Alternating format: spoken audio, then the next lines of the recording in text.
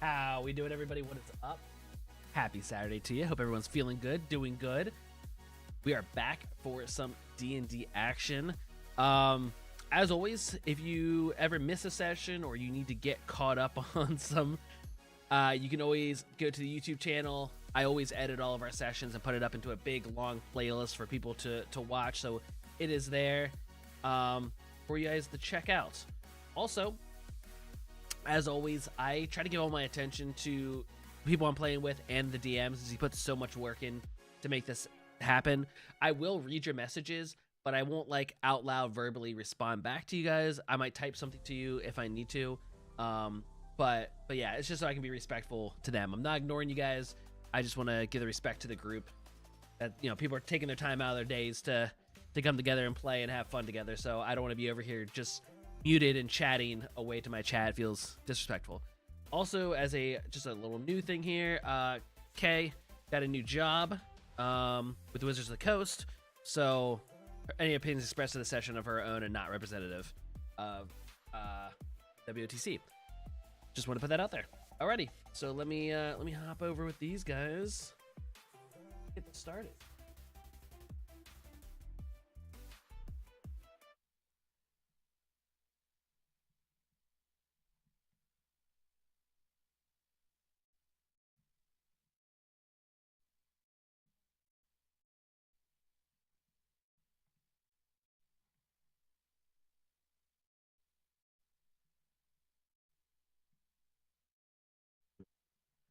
I feel like a dog chasing cars, though. I don't know what to do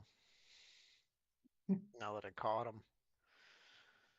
Is that a Dark Knight reference I'm hearing? I don't know what to do if I caught one. Yeah.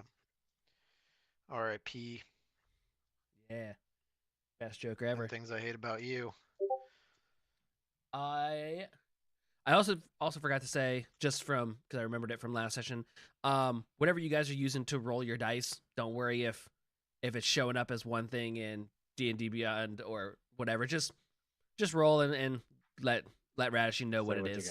He trusts you. Yeah, that's cool. So even if whatever website is messing up for you, unless you roll every nat 20 again and again and again, and then we're gonna have to get. Oh my god! We're gonna get some authorities in and check your computer and see if your dice weighting and all this stuff, and that just gets ugly. You know what I mean?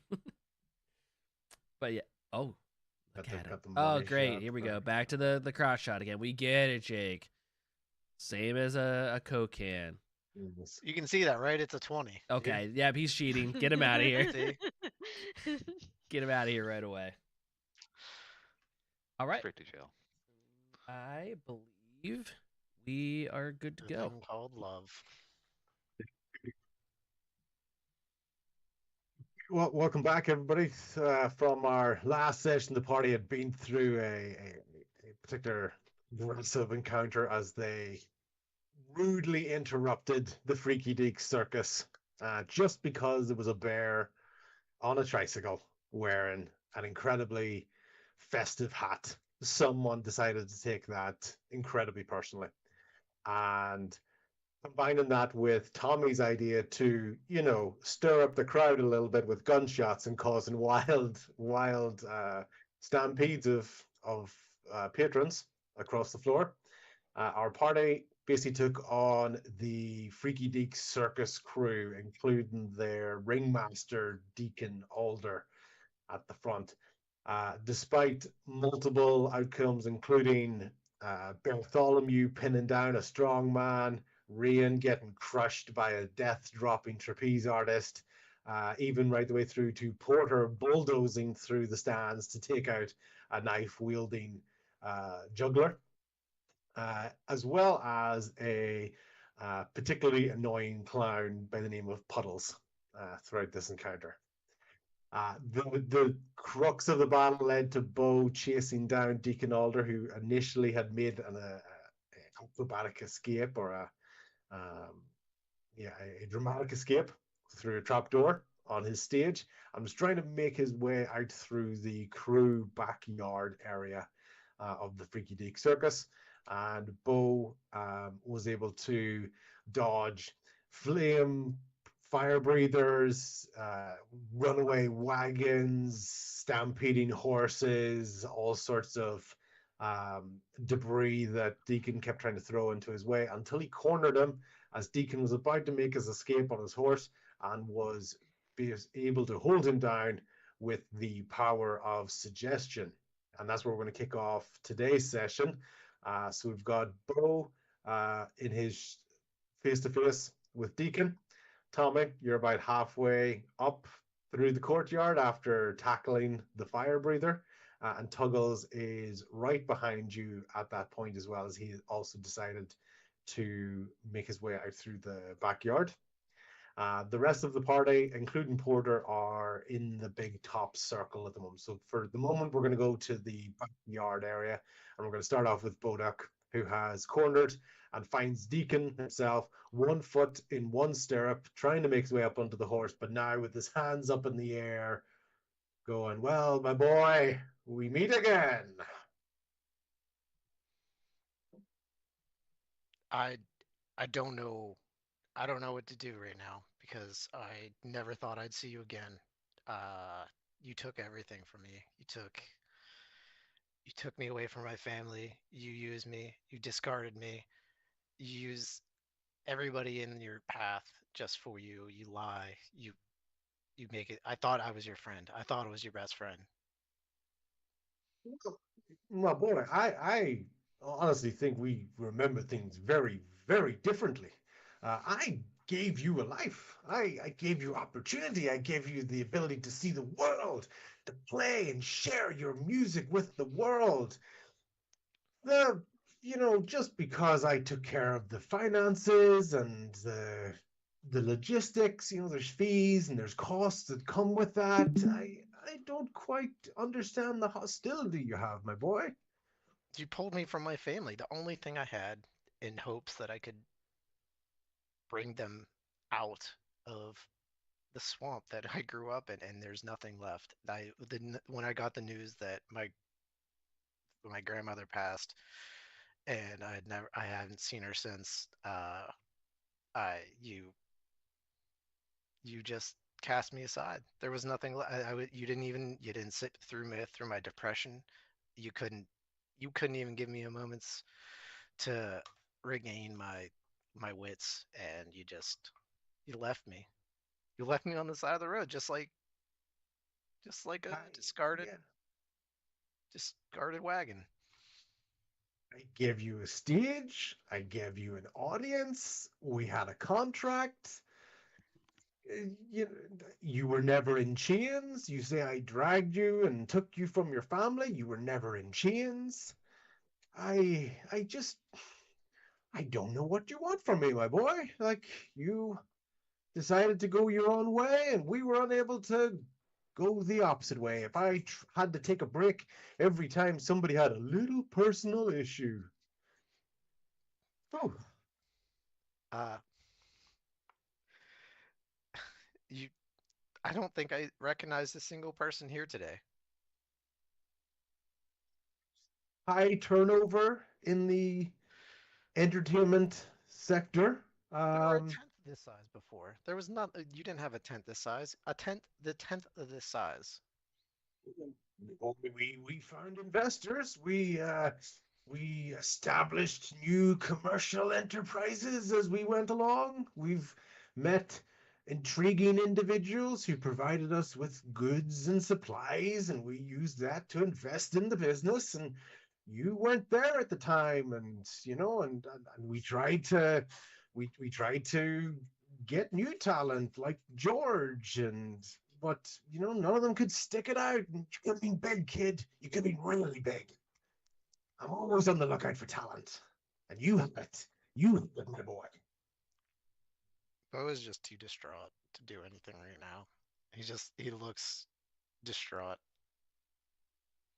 In that brief interruption, as you notice that almost in the middle of his thought while talking to you, he kind of looks behind you and he looks over your shoulder and he makes eye contact with somebody as they're walking towards him.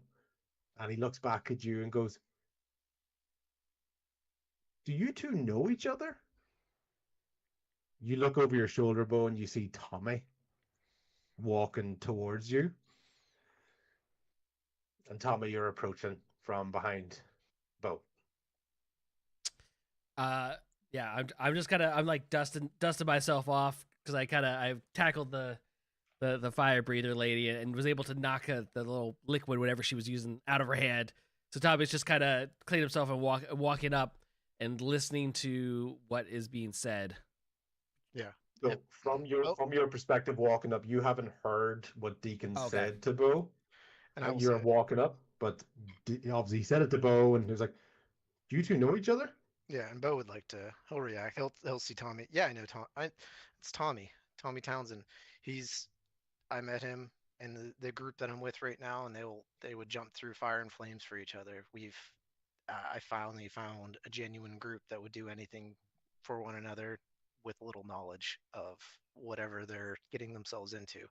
This, for instance, right now, Tommy has no idea why I'm chasing you, or Tuggles for that matter, has that gentleman over there.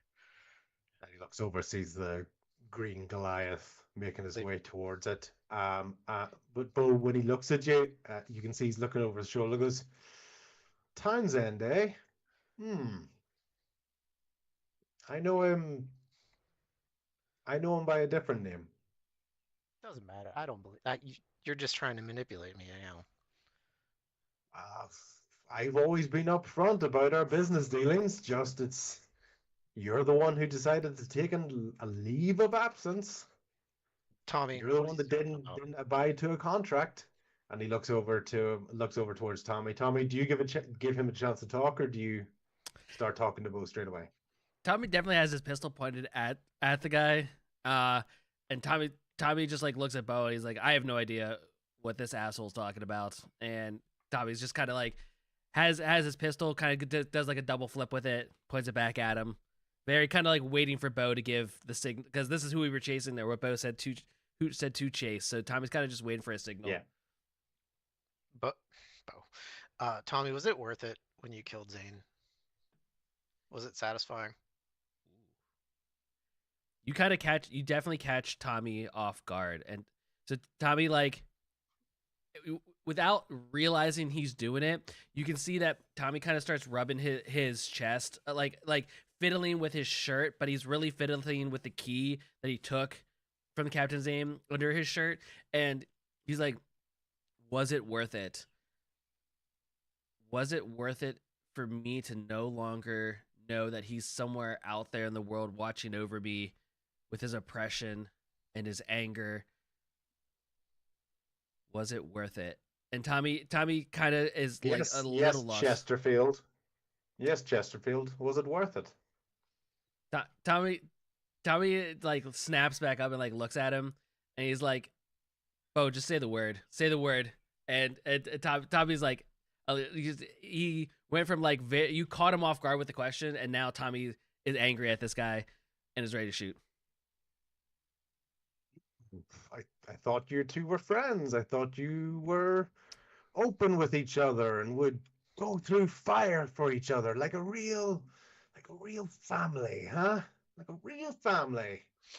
We would. Hey, Tommy, just like family, huh? Just like this family and the family that I created. And Tommy, oh man, Tommy's so close. I'm done with you. I said my piece. Will you allow me to have one last drink just for the road, kid? For the good times? You can do whatever you want. I'm done here. I'm gonna start. He takes one swig. I want to shoot it. Of his flask. I want to shoot it. I want to shoot it. Yep. No, it's a shot out of the hand. Oh, I thought you were gonna make me. Yeah, I would like attempt to shoot it. I guess when it comes with Tommy here. Yeah. Let me see. Tommy kills him himself. He shoots the guy in the face.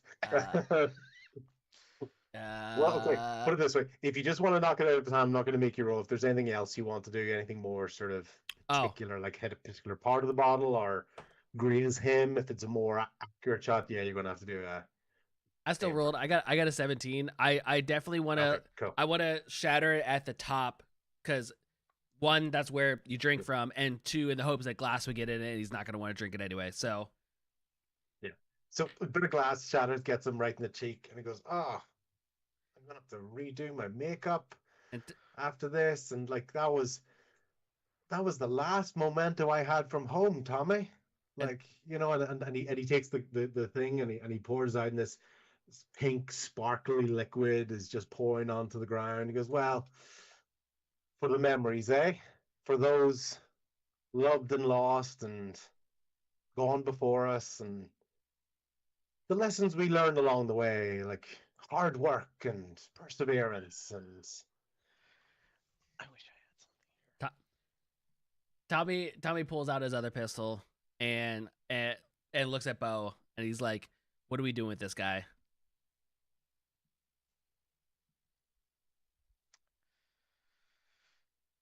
I don't know, but I'm done here. I can't. This is too much for me. By any chance, I'm a purveyor of information? Would that possibly buy me a stay from your executioner's gaze? It's not me you're fighting now. You're free to go, buddy. I can't. I can't Top, live. I couldn't live with You- myself if I killed you, and I can't live in this world with you alive. So Sorry Shit. to hear that, my boy. I always thought we worked well together and we could come to another agreement. Your talent just never went away. And looking over your shoulder at the loot, it goes, "Oh, and I see you've I'm expanded gonna your throw a talent dagger set." at his face. I'm tired of hearing him speak. I Okay. just can't hear it. I'm gonna. I'll follow right up with you. At the moment he throws dagger, Tommy also shoots. I'm gonna throw. Let's see. That is a. What is it? 25 as an attack roll. Tommy, you going to shoot as well? 21 as an Same attack. time? 21 as an attack roll. Yeah. Yeah, because Bo looked like he was walking away, and Tommy was very Yeah. on the fence of, do I go bad or do I respect what he Yeah. wants? As soon as he kicks off a movement to throw a dagger, like as soon Yeah. as it leaves his hand, Tommy shoots as well. And That last little moment as it's happening there, right before, Deacon, but you've seen this look. This is a guy who talks his way out of every single situation he's ever been in. He's been there, he's smooth. This is the first moment of this is outside of his control. And the last thing you hear him say is, "What about I tell you where I got the..." And then just knife right in the forehead, neck. Where are you aiming, Bo? Uh, next, next probably about right. I was going Yeah. for. I wanted to stop hearing his voice, so going for the So throat. like right in the windpipe, especially with the Uh-huh. 25. It's bang on where it was. Tommy, you were shooting him heart, head. I shot for the gut. I went for the stomach. Tommy knows Okay. it's more painful to slow die from being shot in the stomach. So Tommy went for the slow, painful death. Bo, swift resolution to it, and all you hear is the hands went over, and he just slumps over. And so I was going to use that picture, but that's not going to last much longer. So yeah. So that's it. So basically, we're in the same. I'm going to see if I can get the ground up here. So Tommy and Bo are up here. Tuggles, right before you get to the group, you've seen that a knife and a bullet has gone straight into this man, and you're basically trudging up very, very quickly, for your own confrontation, or at least to see what Bo and Tommy were up to. What do you do? Can I tell if he's dead? He is dead. He's dead. No Okay, need I'm for a gonna medical walk check. up. He is dead. I'm gonna walk up to his body. Kind of just, kneel down, if like like if his eyes are open, I'm gonna close them. Kind of just touch my hand to my chest for a second and just silence for a moment. Pick up the knife and kind of just walk back over and hand it back to Todd there, and I'll say, "All right," and that's it. Like he watched Tommy watched you do that, and as you're walking back, Tommy walks past you and says he didn't deserve your respect, and Tommy's gonna search his pockets. I want to find whatever I can on him. Tommy, let you have your moment, but also I want to know. I want to find whatever I can on this guy. That's all right. That's on you. I did my piece. I've yeah, we're good. I'm good. But I was gonna find a spot to sit quietly. I don't know what the other two members of the of his group are doing. The fire lady and I don't know who else was there, but Okay. he's gonna go As sit down and you're enjoy some wine that he took from the caravan. as you're sitting there, Bo, the loot behind you just kind of is almost feels warmer on your back. It's just it's not shaking or anything. It's not making a sound. It just feels warmer, comforting. It feels what's been happening. This emotional state.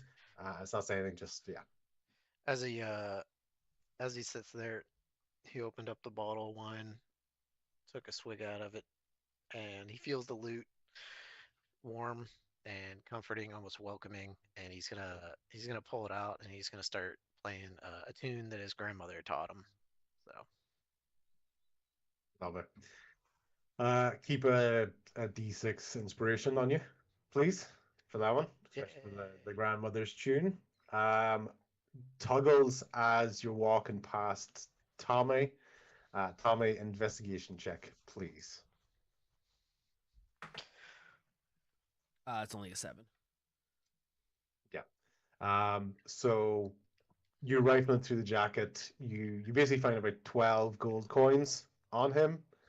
And probably the only other thing of value that you see is his conductor's whip that he has, which has a bright sort of brown shine to it with a beautiful red and black handle to it, sort of the handle edge on it. And there's a sharp metal, very, very fine metal spike on the end of that whip.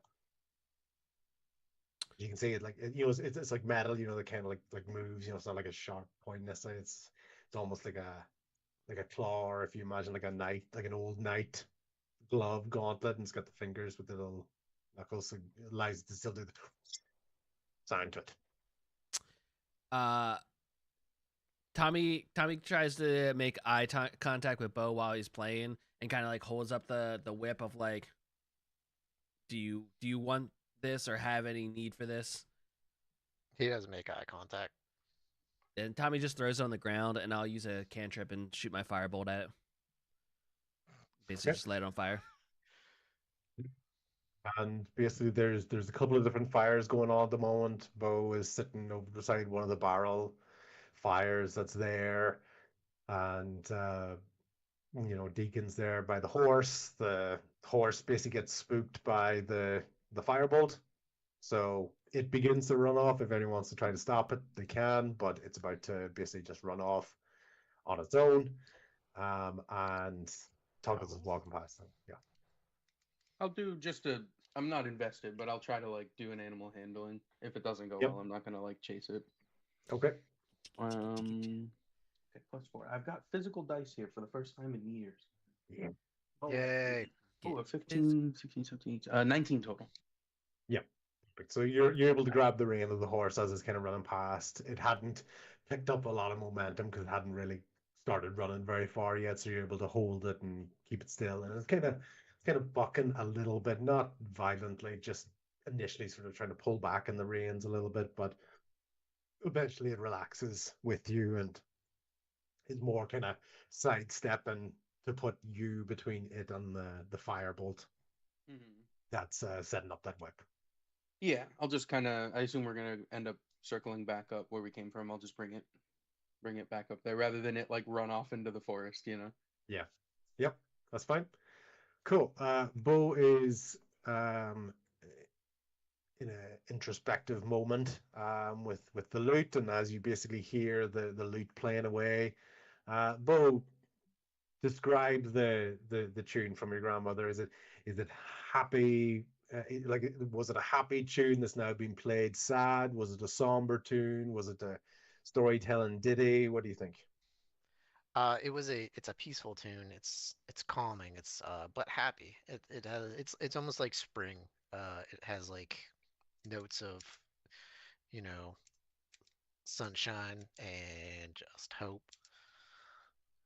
Just So it really gives you just a warm, comforting feeling that things are going to be okay. fantastic. Tommy, you've done your investigation. You don't find much you don't find any sort of hidden pockets or anything in the jacket. It's quite an extravagant jacket that Deacon had. He had his beautiful decorative top hat there. He had his whip. You firebolted the whip there. And Tuggles had already started to make his way with the horse now towards the rear entrance of the big top. What do you want to do? Tommy will just follow back to, well, again, kind of like Bo asked, what was the reactions of, like, say, the fire breather that was out here with us and stuff? Does she still look aggressive, or does she look like she's kind of backed away because the person that basically tells her what to do is no longer in the picture? Yeah, so that's probably you almost getting when you're walking towards her, right? So you tackled her down, you had knocked her down. Okay. You can see she doesn't know what to do. Like, as far as she's concerned, you guys stormed in, executed her boss, right? Because she wasn't there, she didn't hear. I think she just executed the boss, right? And she doesn't know if you guys are going to come and do the same thing to her. She's almost kind of it's not quite frozen with fear, but there's almost like she's caught right in the middle between fight or flight on this. You know, she doesn't know whether to go for it. She doesn't have her liquid because you basically disarmed her of the liquid that she has, which is her normal sort of defensive maneuvers. So she's really caught between, are these guys going to do this to me, or do I need to run away, or was this personal between them? She can't tell. So Tommy will be like walking past, won't make eye contact, but like kind of definitely towards her, is like, that right there is what happens when you don't live the right life, and you do wrong to others, and almost kind of like a warning, almost like a get on the, maybe you should get on the right path kind of thing, which is really funny in my head coming from Tommy, but like doesn't want to like intimidate or attack this woman anymore, so he's trying to make it like a flat cutoff, like, we dealt with something that was bad, we don't have to deal with you. But Tommy doesn't make the eye contact, doesn't say it towards her, kind of says it as he's walking past her, and I'll walk towards the big. She was about to say something, but then took it back because the last thing she wants is for you to reevaluate the threat. Tommy's kind of just like, I'm trying to figure out the right words. He's annoyed and doesn't want to fight, but if she starts something, Tommy will finish it. Kind of like it was how his head is in the moment. So he's walking by and saying it and kind of keeping like a little corner of her eye. If she makes a move to do something stupid, it's on. But he's hoping that his words will just let her back away and go do whatever she's gonna do. Cool. Could you do an intimidation check for me, please? Yeah. That's ultimately you're trying to basically scare her straight or scare her into position. 13. Yeah, so it's enough. Like, she's not like necessarily terrified of you, but there are three of you guys, and you know there's a giant green fella, and then there's one guy who threw a knife in the throat, and another guy shot a guy while he was, as far as she's concerned, the distance. You know, she's like, maybe he had some bad debts. I don't know, but I don't need to pay them. Yeah. Tommy basically just did enough to say something, but didn't like stare down in the eyes, didn't try to speak loudly. Right. It was just kind of enough. Yep, that's it. So basically we've got the two scenes here at the moment. Bo, Tommy, Tuggles, is there anything else you want to do before we move into the group that's inside the big top? No, I think Bo is gonna follow them though. He's gonna Yeah. stand up and put the loot away and take his bottle with him. Cool. Okay. Tuggles, you are the first one that makes it into the big top again from the back. Basically, as you are walking in, you find that the just giant black bear is still pinning down the strongman. You see the fencing area nearest to you completely smashed with Porter basically standing, towering, looming over the almost crushed knife thrower. He is being consoled by the trapeze artist, and Puddles the clown is still lying on the ground, giant clown feet up in the air with a really goofy look in his face, but not moving. At the far end of the room, you see a man with an eye patch has just come through the curtain as it happened through during the encounter. And then the rest of the party, you see Rain, you see Tell, you see Claude. Tommy's closely going to follow in behind you, and then Bo in behind him, so you can just hear the sound of Bo's loot gradually getting a little bit louder as you make your way into the big top. What do you want to do? I'm going to go directly towards the bear. The bear. Yes. The bear hears and feels the heavy footprints coming towards him, and he stands up. This bear, black bear, is about 8.5, 9 feet tall. So one of the very few instances where you have to look up at the person that you're speaking to, and you can see that he slowly moves over, a little bit weaker. A lot of the swift movement came from the adrenaline that you can imagine went through during the encounter. A relatively weak walk over towards you.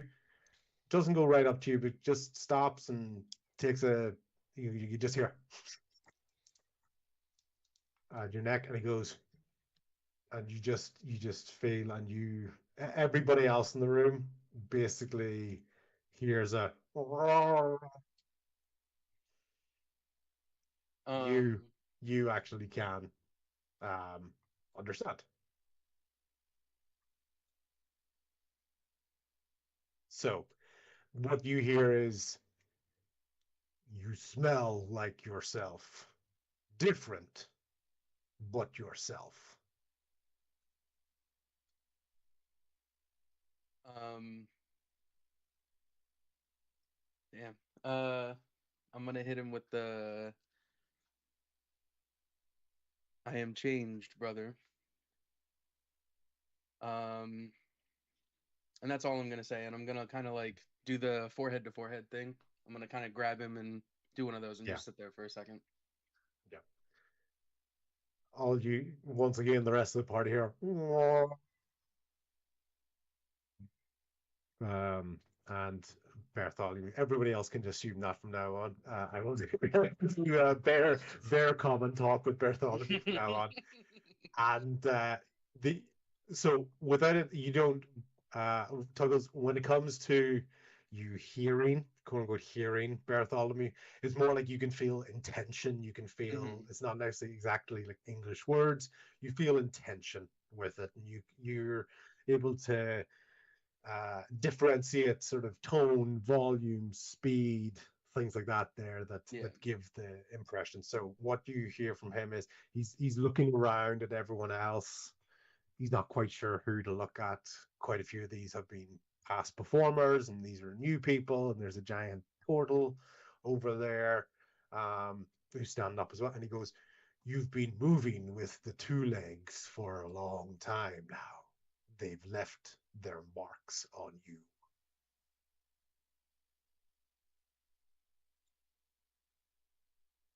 Yes, I know. I know, and I don't like it, but I fear it's what needs to be done to save what we know.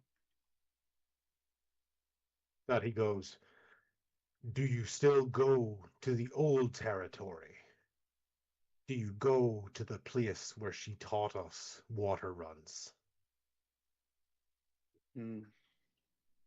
No, I. So in that moment, this is probably one of the first times where there's confusion in what you're hearing. Okay, you can in your mind's eye, you can see the place, you can see the water, you can see the fish, you can see the black bear. You have no recollection of what she is. It's almost like there's a gap in your mind.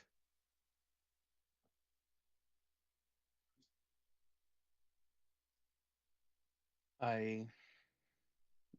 I'm just like shaking my head and kind of looking down.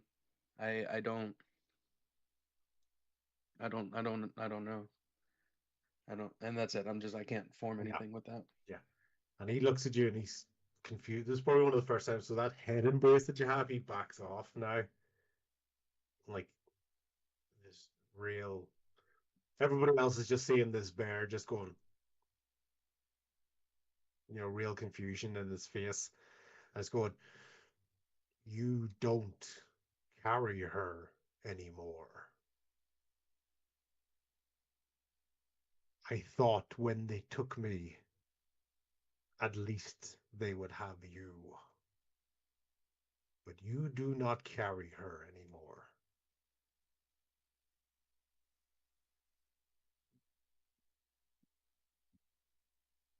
I'm gonna kind of instinctively, I don't know why, but I'm gonna kind of grab at the pendant. Um, Mhm. it doesn't, or like towards that area, kind of just rub on, like, hand up on the chest area, and I don't, just kind of out of muscle, but I Yeah, can't, you know. yeah. And he's looking down, he's seeing you doing that. That touching of the tooth kind of nipped in the bud a little bit of anger that was growing in him.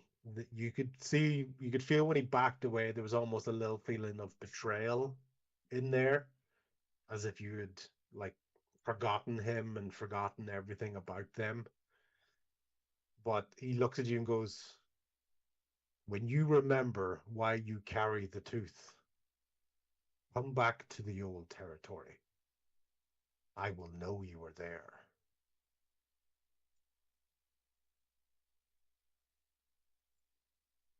I will, Is there brother. anything you want to ask Bartholomew?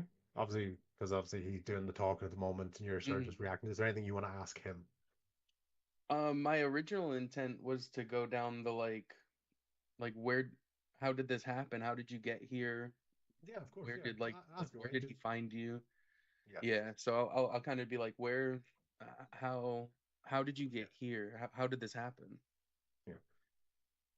So he paints a picture, through his scratches and paws and foot taps and head tilts, etc. Everyone else sort of listen to this, and basically you get the story of that, him and Young Ming had been out hunting. They got separated, and he came across one of these two-leg roads, as he would describe it in his mind. These uh, two-leg dirt paths, and their large wooden horse that they sat on stopped, and we know what there was a warm feeling, sharp feeling in his leg, and started to get sleepy. And then he was surrounded by one of those one of those things humans use to catch fish because they don't have claws. Hmm.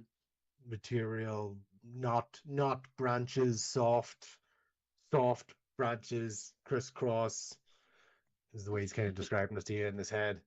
Yeah, Um, and for he basically woke up, um, in this city. He's been here for several moons now, is the way he would describe it. So at least 6, 7 moons. Um, and no matter how much he fought and tried to hold on, he eventually knew that the only way to get food or even comfort in his metal cave, was to get on that little metal seat with wheels.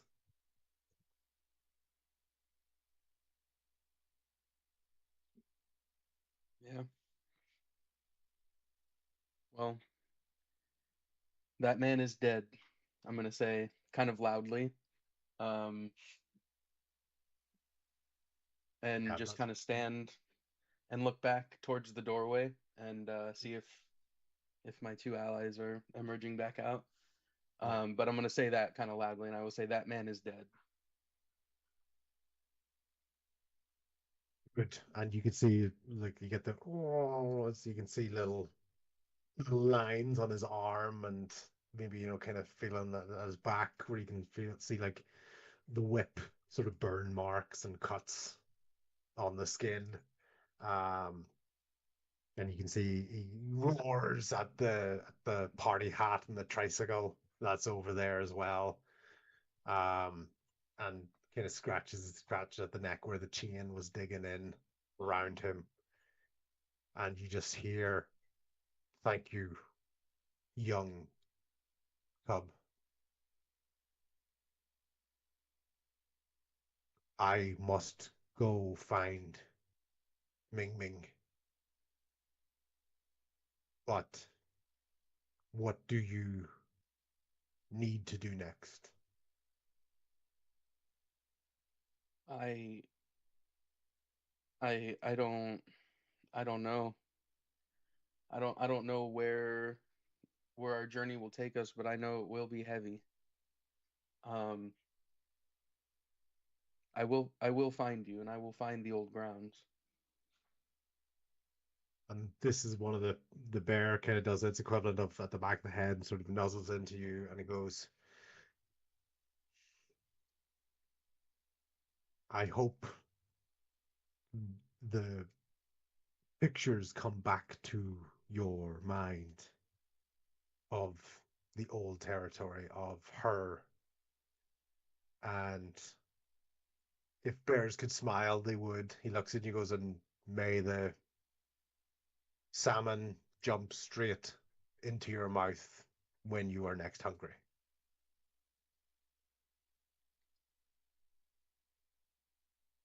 Farewell, brother. Um,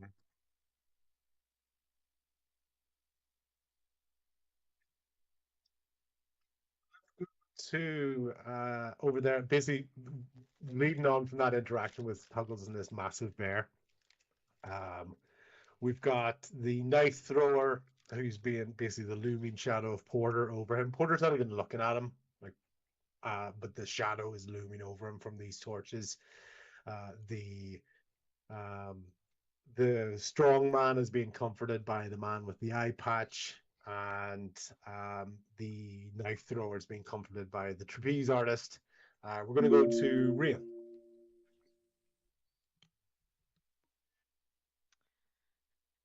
About how far away am I from this trapeze artist?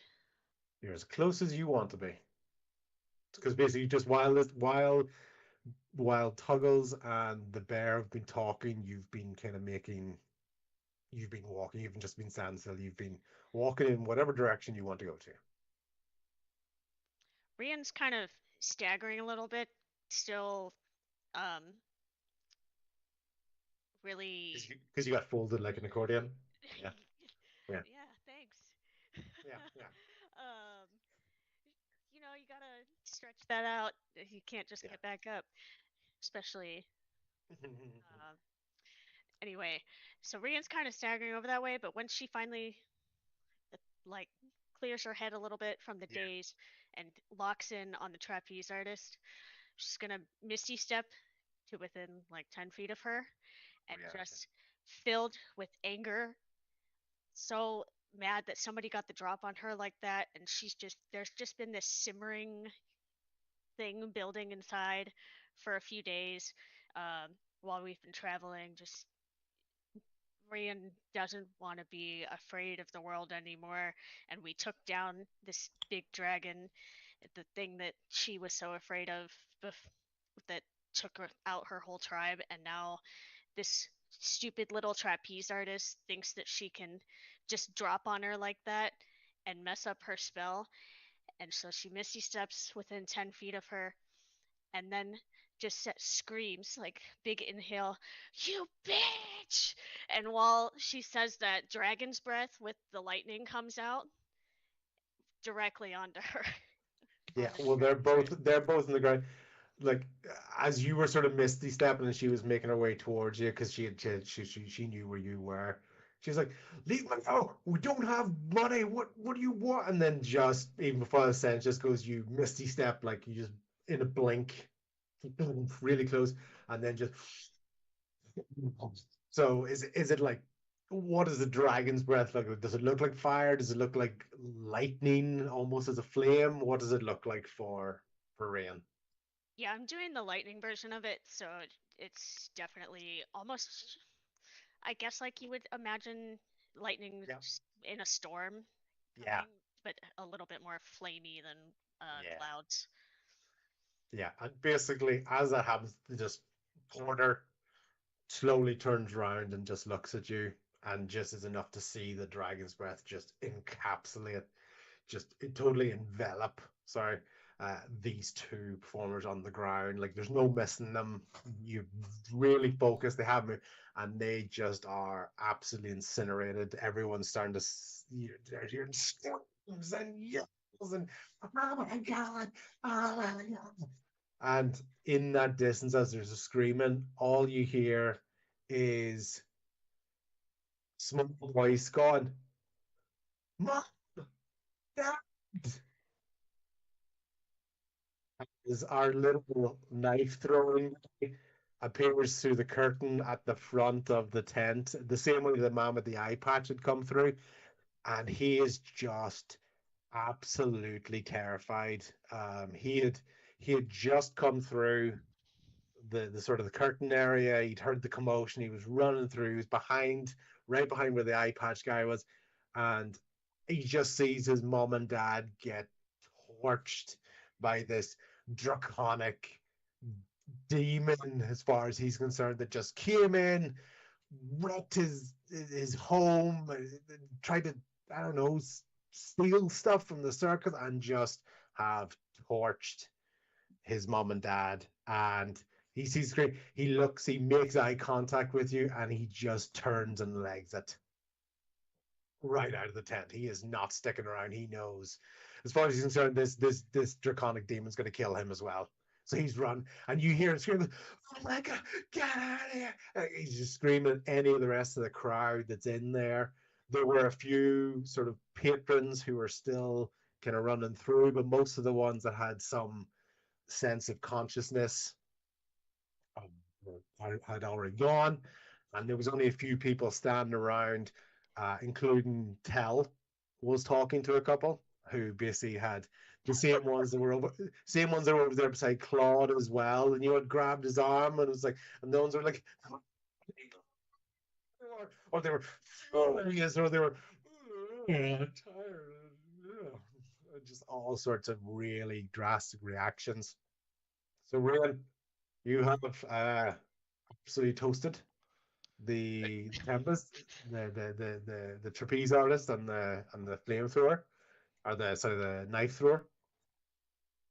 Yeah, And she's you are just just breathing heavily, yeah, and she saw that kid, yeah, and for a second she remembers herself as a young dragonborn, and just after her tribe was wiped out, yeah. but she clears that from her mind. She's like, I can't be that kid, that scared kid anymore, Yeah. and even if that makes me the villain, I'm stepping into myself now. And she stands up straight and kind of shrugs off some of the pain from the injuries. As you're in that moment, out of your little satchel, like on the side of your bag, the tentacle that's in there, it was, a lot of other reactions you've seen were quite frantic. It was moving. This is probably one of the first times you almost kind of feel it slightly wrap and coil just near the bottom of your hand, near the bottom of your arm. It's actually quite reassuring and soft and smooth around that. Before it was all making stuff. Now it's like almost kind of like it's not warm because it's a detached tentacle, but it's smooth. It's soft. It's just letting you know of its presence at that Bree time. will stroke that. Just like put her hand in Yeah. the bag and just kind of Yeah. do Yeah. that. The next thing you see though is Tobin terrified behind Porter. Absolutely, like he is absolutely shaking behind Porter. Porter's not paying attention to him. As far as Porter knows, he doesn't know he's there. But you can just see Tobin kind of peeking around the back of his leg, and he's down on the ground, and the neck's kind of in at the back there, and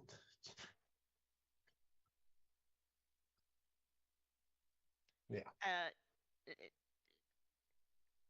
Reen's not gonna feel bad in this moment. She's still like yeah, of course, pulsing through yeah. this anger. But the first thought to her mind is, I have to do. This is what I have to be to protect my new family. Totally fine. Yeah, exactly. You don't have to go through everything just in terms of Yeah. for this moment. Just be in that moment and be what that needs to be. You don't have to react to everything. As of yet, there'll be plenty of time for that. Okay. So, Tell and Claude. So, Tuggles, just so you know, you saw the bear. Tommy, you saw the fireworks. Bo, you didn't. You were coming in and probably just more sort of continue to sort of focus on yourself. Claude and Tell. Who wants to react first, or investigate anything, or look around, or what do you want to do? Okay. Should Claude please go first, please? Is there any life left in those two performers? Or are they like gone?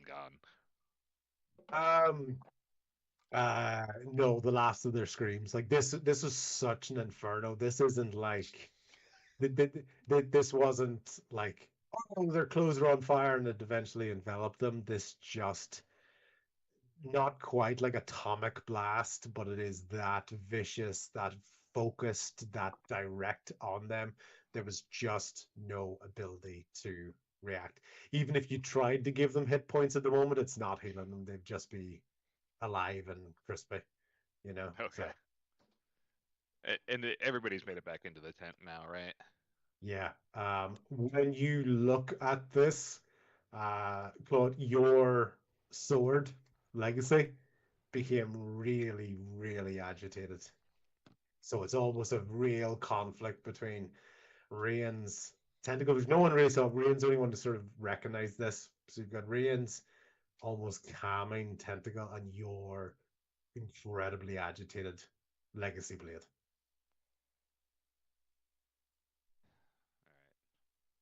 All right.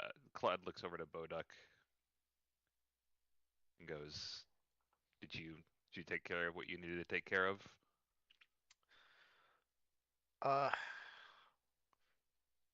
Part one's done. First step towards solving all my problems, I guess. Yeah, that's done. All right. I get the feeling that we shouldn't stick around here much longer. I don't think we're going to be well liked. As you're sitting there, you hear one little. What is it? What do I see? So you just heard like puddles almost kind of like coughing up, but still unconscious. But he just sounded like. Little death rattle. Yeah, kind of, but he's just still unconscious. The only other people in this area are Oscar and Patch. So Oscar, the strong man from him shouting out, and Patch, who was one of the other stall owners from the strongman game. They're sitting in the middle. They are frozen stiff. In fact, Oscar, the big, massive, younger strongman, is hugging like it's the smallest he's probably looked in a long, long time. He's just holding on really tight. around this older man. Is anybody unstable, like on like making death saving throws? I guess. Oscar was mainly pinned down by the bear, but he wasn't like viciously attacked or anything there. You could probably say that the trapeze artist and the knife thrower don't have any death saving throws left. They got them all roasted, so they're all gone. Deacon, as far as you're concerned, has not returned to the curtain, but Bodok, Tommy, and Tuggles have. Bo's And, can Bo suggest to the strongman and the strongman's son, listen, you two, you need to get out of here. Yeah. Freaky Deeks is done. Yeah. And Patch, the last thing he goes, it didn't used to be like this. That all changed whenever he arrived. You know, and as they're sort of running, Oh, you he's want running. well, they're about to run, but you can ask them if you want. Who? When who arrived?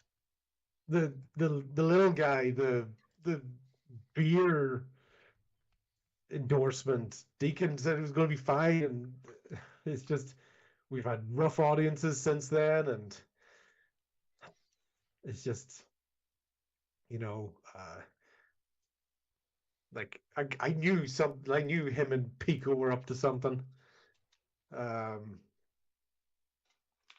He's like, he's in that time that you're asking is probably him trying to lift up Oscar, the giant strongman. So that's what that sort of delay is. It's like struggle trying to get him up because he's almost like traumatized now. He's been pinned down by a bear.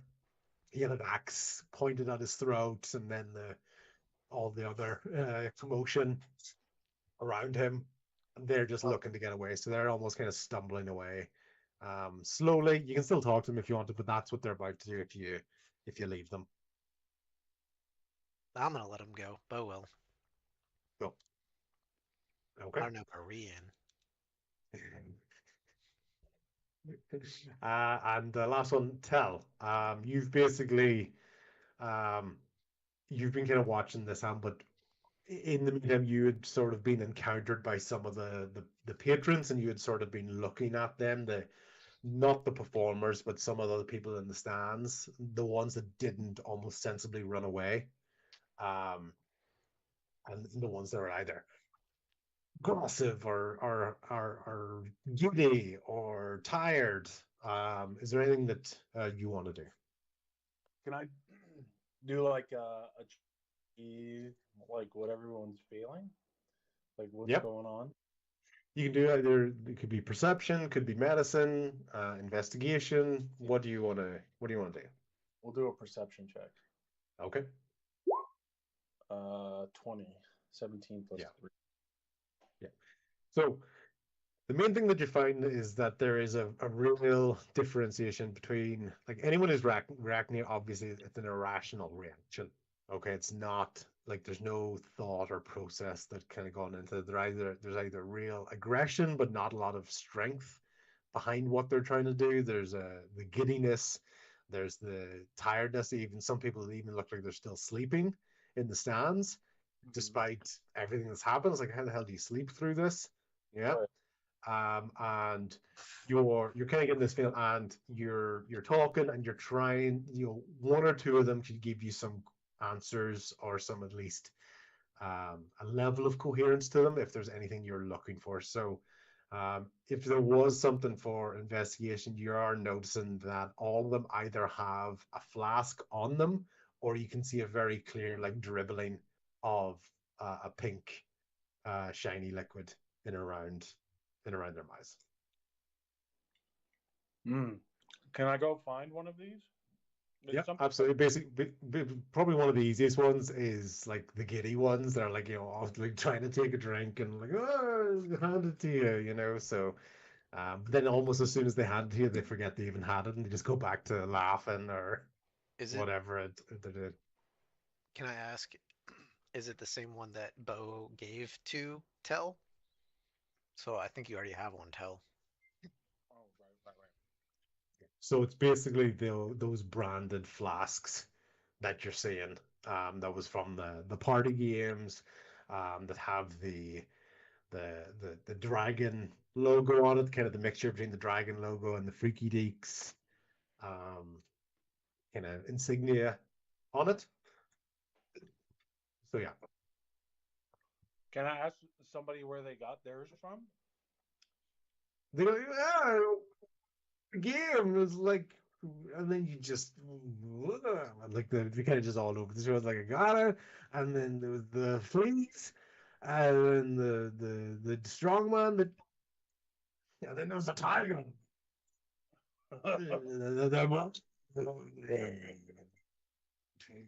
So it's basically you're getting. He's obviously got it at the circus. He got it as part of the promotion. You know, it's like I got it with my ticket. You know, it's like what? So I didn't get much of a show though. It only lasted for like, and then the guy in the guy who hits bears, he saw the bear and he's like, "Ooh, stop the show! I'd like to get angry at a bear or something." I don't know. I wasn't really paying attention. yes, of course, the Bears. Do you know where you get this bottle from? I got it. I got it with my ticket. It's you see the flyer in town. It's like circus is coming to town, and then you're in the tavern, and then when you bought a ticket, you get the drinks with it, and you come with the cutest little bottle. I thought I had a bottle around here somewhere, but I must have lost it. Okay, so I take that information, and I share with the group. They got it with their tickets. I explain what the bottle does. Yeah. Uh, I got my. There was a friend of mine. He got it in Luskin, but I got it from Sunshrine. You should come to my house sometime. It's a really nice place. of course, yeah. Yeah. We'll be over later. Oh yeah. I'm sorry. I haven't prepared anything for dinner. I'm a terrible host. I'm so sorry. I've got these wonderful chocolate cupcakes. Yeah. Great. With Do that, you, are they nice? some would say. Oh, so am I someone? Maybe. Oh, mystery cupcakes. Ooh. You keep your secrets then, mystery cupcake man, and I will see Well, it's you at dinner time. I'm surprised you haven't tried it already. They had a stand outside. I don't even know where I am right now. Me either. Where Where? circus? Wow. Yes. What a lovely circus, and I'm surprised you don't remember what happened here. You see after dinner, we should go to the circus. That's a great Yeah. idea. Yeah. Anyway, I gotta go. Gotta go make dinner. Mm-hmm. We'll see you later. Okay, boy. Goodbye. Say hi to the missus for me, okay? I certainly will. Okay. Okay. Get some good rest. Yeah. And he bumps into another guy, another guy gets really goes.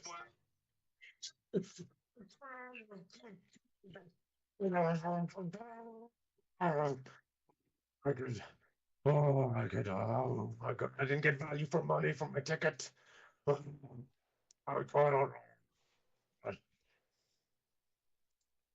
many people are in the stands? There's like less, like let's say like six to 10 people, and there's different variations. Yeah, and they're all. But most of them kind of making their way out. But the fact that they're kind of still there, even amongst all of this, and like there's like 3 of them in the stand just snoring.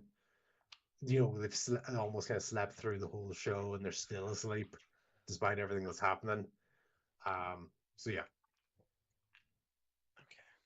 Guys, I don't think I want to drink any more random liquids in bottles with dragons on them.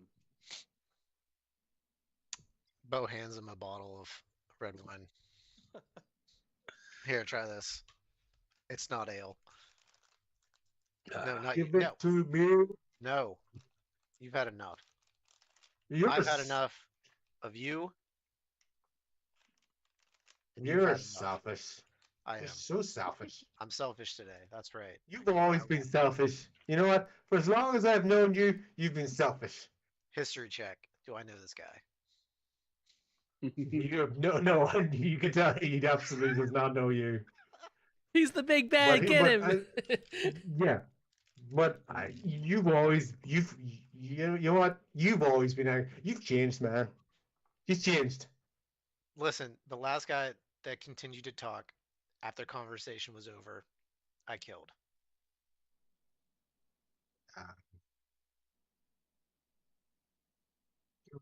Two guys. Since we were talking. So yeah. Checkmate.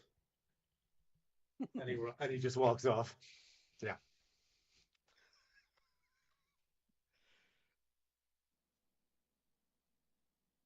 I don't even know how to Oh. react to that. Yeah, yeah, truly traumatic moment followed by that. Yeah. Okay. So basically, like Porter's there, and Porter basically is coming up to Rain. Porter's going to approach you.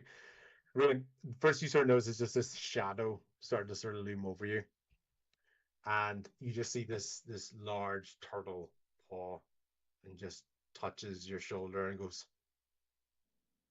"Are you okay?"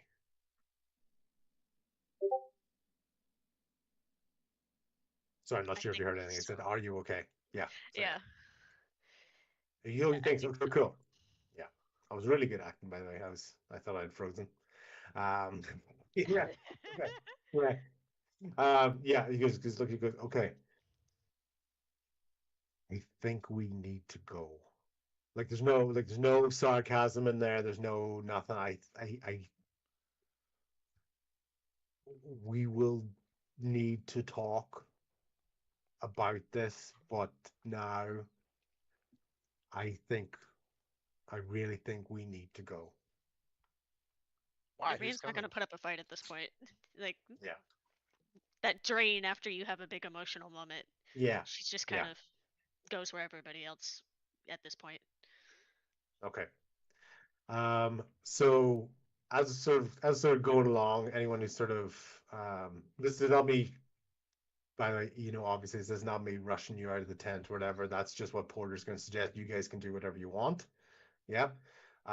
Tommy, you've kind of walked into this. What do you guys sort of want to do in terms of kind of almost kind of nice sort of full circle, like snake draft style? You guys started, and you guys sort of be the middle end of this round.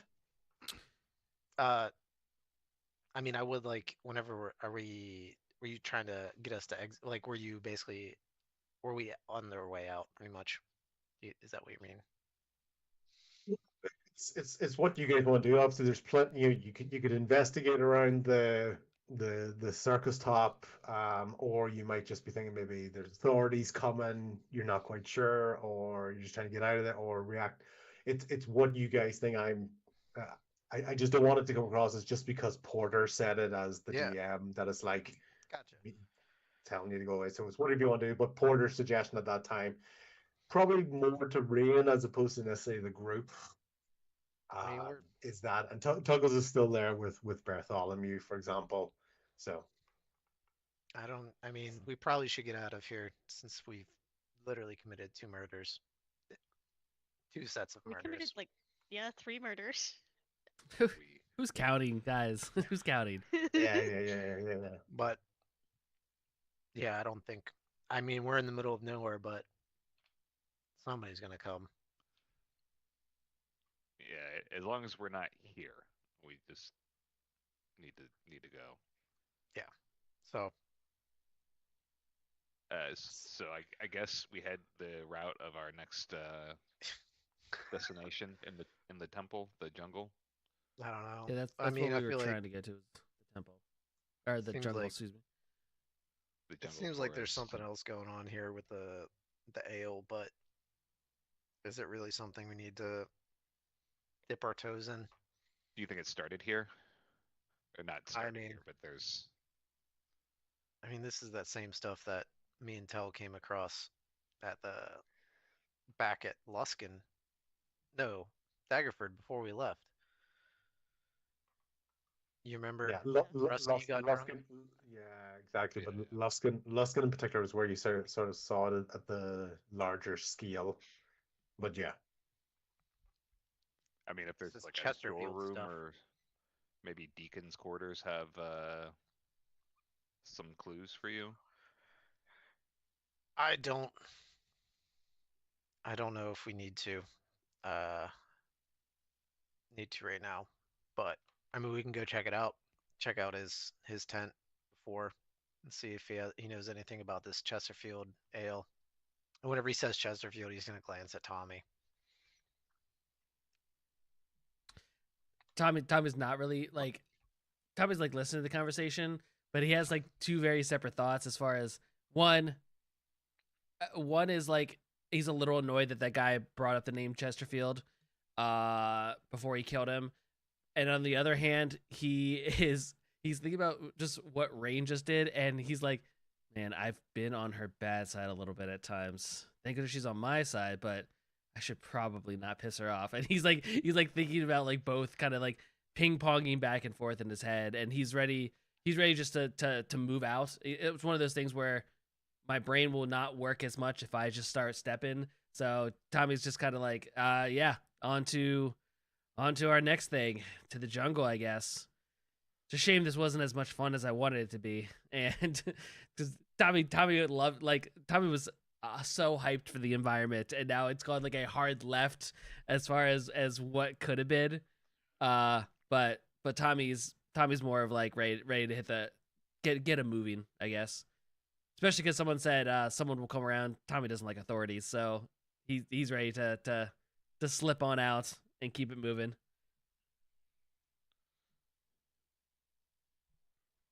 Yeah, it's probably for the Alrighty. best. Let's sneak. Let's get out of here. Yeah, I'm ready to roll. okay. Yeah. So basically, as you are you going to go out the back way? Are you going to go out the front way? How are you guys sort of decide to leave? Because I don't want it to be like DM says this. So Tommy, you're better at it. You're probably the best at getting away from not such great situations. Lead the way. All right, Tommy's just gonna walk to like there if the front flap is in front of us.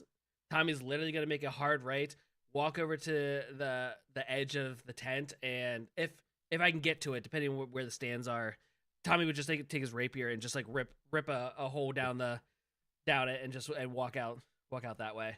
He doesn't necessarily want to walk out into a crowd because he doesn't know how many. He's not convinced how many people recognized everything that happened, or if the authorities or anybody else might be out there waiting already. So I'm kind of cutting back, kind of where we were in that back area, like you should, like you're showing right there, but out the side. Yeah, so basically it actually kind of works out quite well because like you kind of came out the back. So we'll use this visual sort of to kind of demonstrate the non-pedestrian footfall areas of the circus. So you're not going out into the sort of the main fairground element of that. You've kind of decided, or at least Tommy has, basically cut a hole in the tent.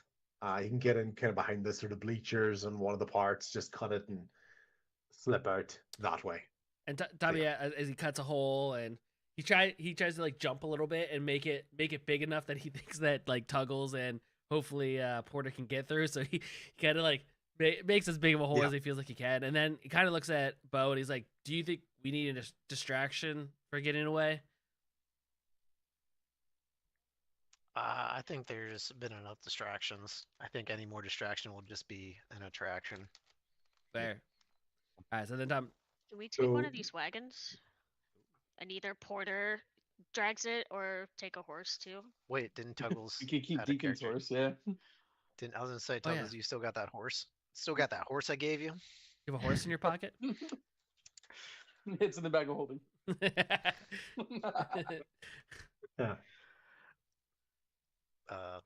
No, that's Yeah, a so, good idea. Rian. yes, that option is there. Yeah. Are we gonna be traveling like roads, or sticking to the? I think we're heading You know, into a less dense traveled. jungle if I remember something in my head. Well, yeah. Can't really take a wagon. So well, what you can remember is that you still have a good distance to go because this sort of area, or what you would call sort of the neck of the woods that you've kind of been hearing about, it's not like a dedicated point on the map. Like there's no most obvious one. You guys are still kind of working off that sort of scrawled map, and remember the lighthouse keeper's kind of bloody marks on it. So you have a general area where you need to go. So you do know that if you wanted to go roads, that you could at least cover a decent bit of distance on that road, or at least along the way. So it's not like you're going to be dense forest all the way to there. But let's say as you can imagine, with a mythical sort of place like that, it's not just going to be off the roadside. Mhm. You know, so there's going to have to be a part that cuts through less traveled terrain. Let's take it as far as we can. I mean, it'll be a nice dry roof over our heads at least to sleep at night, so might as well take it along since we have a horse to move it. I call first dibs on the bed. Rian says she's still like limping a little bit. Yeah. Porter's still, although Porter, as usual, just has a face that doesn't really react. You don't really see any sort of emotion on the face or even in the eyes. He did have a little quick look around whenever Rian offered his services to pull the wagon like a horse. He did have a little look around. It's like, kind of seeing, it's like everyone else going to agree with this. It's you know, he's come over to console her, and then she's like, "Do you want to act like a horse? Strap him up." Yeah. Do you want to be our donkey, basically? She carried Bo like a backpack for like half a dungeon, so. He did That's carry true. Bo. Yeah. So yeah, but he doesn't say anything. He's not that sort of a character. But you can say that's probably the one moment where it's like you can just tell from the kind of quick movement of the head, kind of looking around at what other people are going to suggest, or how they're going to respond to this. Before you go through, probably I would imagine, is there anyone else wants to investigate anything around the area? Otherwise, I'm going to go to Tuggles talking to Bartholomew. I do have a question because I wasn't able to pay attention to this before. Is Tobin still itching? Yes. No, he was, yeah. At the moment, you would see him as shaking out of fear. So, if anything, that's distracted him from that. But basically, even as we sort of progress this, as you sort of see him sort of calm down a little bit, yes, the itching for him is going to continue, as it does on the back of your hand as well.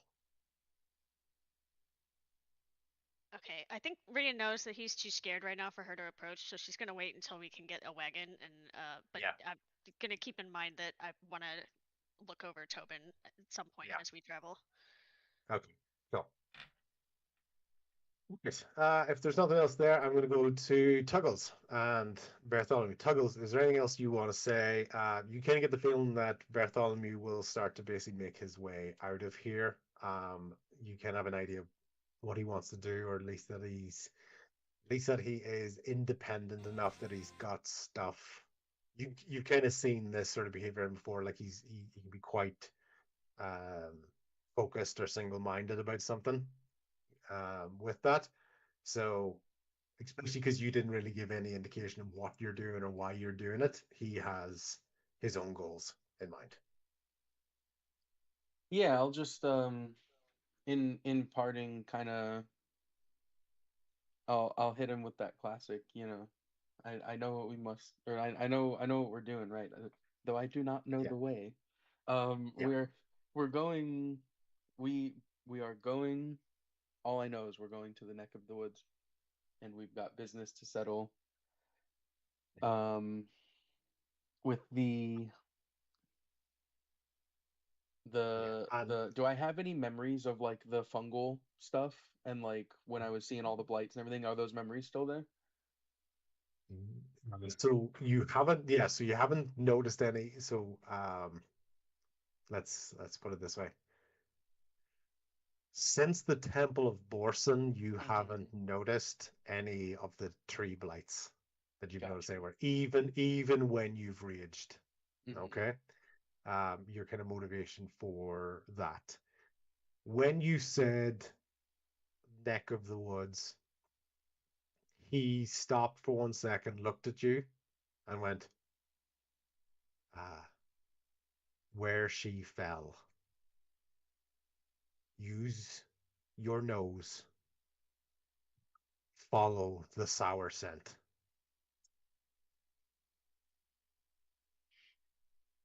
Thank you, brother. Find Ming Ming. I fear our business is not yet done. I will see you both again. See you soon. May the salmon find you. And may the stream always carry you. And then little headbutt and a roar. And he basically this is one of the first times now he's off his hind legs and he's back onto all fours and he's just gonna claw his way out and he's gonna go towards the front. And even as you hear you kind of go through the curtain. So as soon as you go through the curtain, you hear a couple of extra screams. And people, kind of run off, but he's just trudging along. Out the front of the tent. Okay. Tommy, leading the way out of your custom made, newly installed stage right exit from the tent. Yeah. What do you want to do? Just as we head back, if we've decided, since we decided that we're gonna grab a carriage, can I do a perception check to see if I can figure out which one looks the most luxurious, packed, like which one would have been Deacon's? Because I definitely want to try to loot / pick that one. If you're picking between a bunch of cars and one car is nicer than the other ones, Tom is gonna try and grab that one. Yeah. Perception here. A 15. Investigation. Perception's kind of like, how do you 11. think this feel? 11. Yeah. You can tell that the nicest carriage, the nicest single carriage is the one that's currently on fire after it got knocked by Deacon and rolled towards the fire barrel, and the one that Tuggles and Bowen all just missed. That was the nicest one. Yeah. Second nicest one is up at the far end beside Deacon's, where Deacon's horse was straddled. You can tell that the horse wasn't connected to that. It was connected to one of those like horse posts, like Red Dead sort of thing. It was up beside one of those wooden bars. But the nicest one is definitely on fire. Second nicest one is up at the far end. Then Tommy will kind of point to Tuggles. Let's go get hooked up on this one, and Tommy will kind of swing the door open and peek inside, see if there's anyone in there, because I don't want anyone to come with us. It's quite fair there, but basically there's two, let's say it's a good size. When you get in, you can see it's a good size. There's some very simple sort of cooking materials in there. You can see costumes sort of straight laid out in some of the beds. You see in the caravan, there's one double bed and one small single bed in there. And up on the wall, you can see a painted portrait of a family, of a trapeze artist, a knife thrower, and a kid. And in that, basically, even as you open the door, you hear one other small sort of cabinet or cupboard door close shut just as you're walking in. Mhm. Yeah, and it's trying to be quiet, but every so often you hear a little whimper. Tommy will go over to pull both his guns out. Walk, no, I'm just kidding. Tommy will walk over to the cabinet and Tommy will walk over to the cabinet and open it. Definitely like slowly peek in there. You see Kit, the little boy. He's got like a little tiny knife, like a pocket knife. Good, stay back, stay back. Easy does it. Easy does it. I'm not here to hurt you. You came with the demon.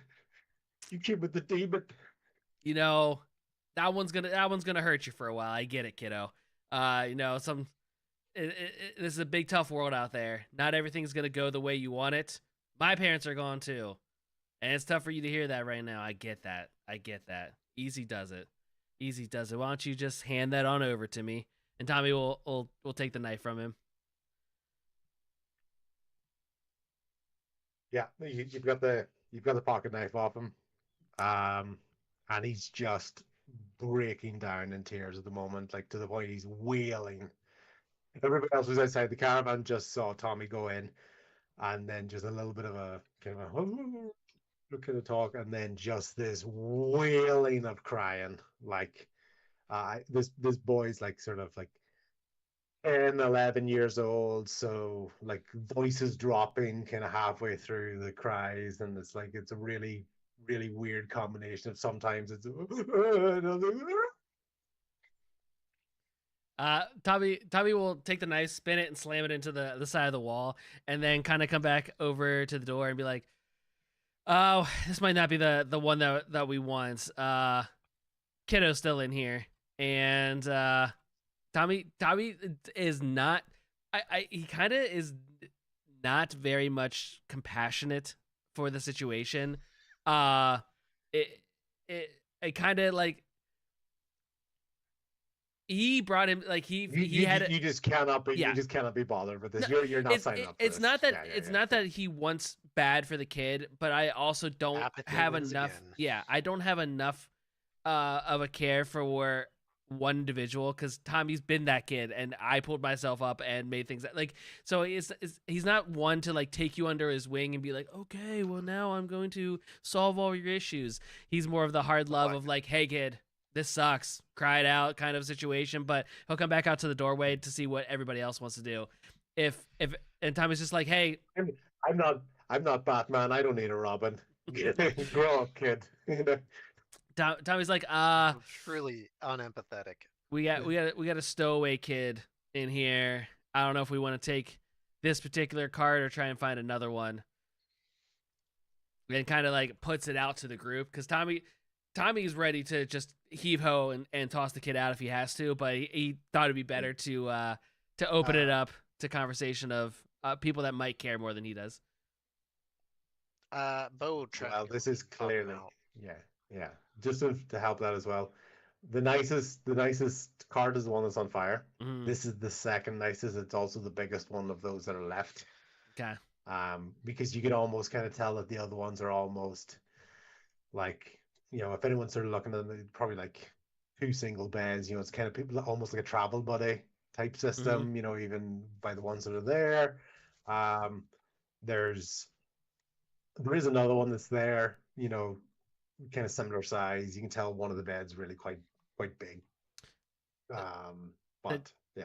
Then Tommy will go with what he feels is his like what's the right word? North Star-esque like guidance, and he'll go to Claude, be like, Claude, this is really our best vehicle for what lies ahead, and there's no way we can have that kid go where we're going. Do you want to try to nicely get him out of there, or I'm gonna give him the heave ho? Oh, fuck. We're making orphans. We're fucking stealing their homes. I'm a paladin. Bo suggests Oh, we need to. Uh, I mean, we could try to get him to go with the strong man and his son or his dad. I'll talk Try to to him. convince him. Did those guys already run off? They just ran out of the tent anyway, I'm right? sure you can go find him. I'll go in to talk to the kid. Um,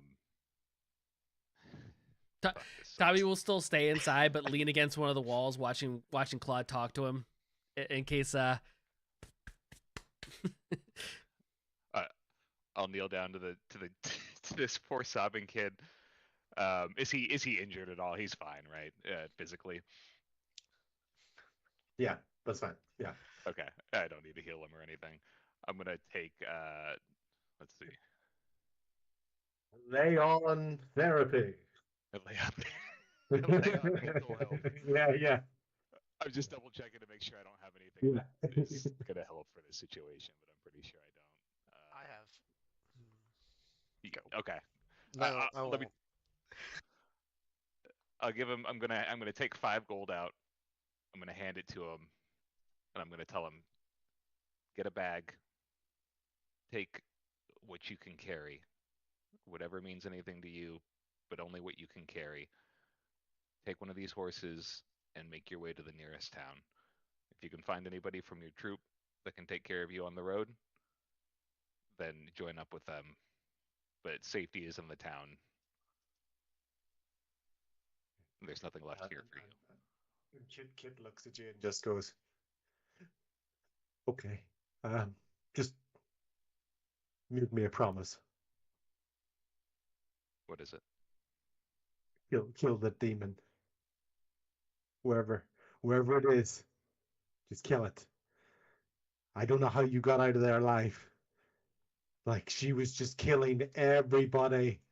I saw it with my eyes. There was fire everywhere, lightning, like the entire place was going up. Obviously, this is a kid's memory of a traumatic event. It's like, but just watch out, okay?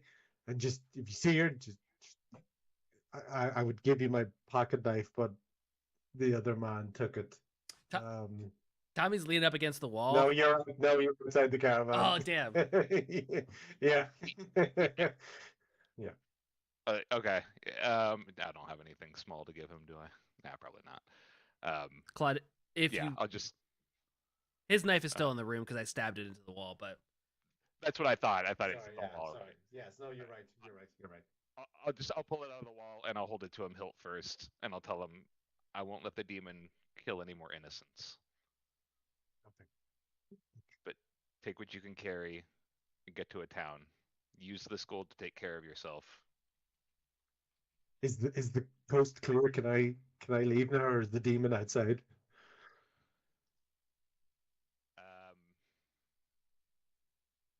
How about this? Will you go check outside, and then when you say that it's clear, I'll go. I'll tell him to grab his stuff. Let him grab his stuff, and then I'll tell him, close your eyes, and I'll bring him outside and lead him to the nearest horse. lead him to the demon. So being like a 10-year-old kid that's probably packed for the first time in his entire life, he takes like 4 shirts, 1 pair of trousers, 6 pairs of socks, no underwear. Doesn't bring a jacket with him. Has just got the shoes that are on his feet. He's gonna take his favorite comics with him. But he's not gonna check the fridge if there's any food. He's just going to stuff everything that is important to him into a bag, and he's like, right, okay, you go check. When you say it's clear, go.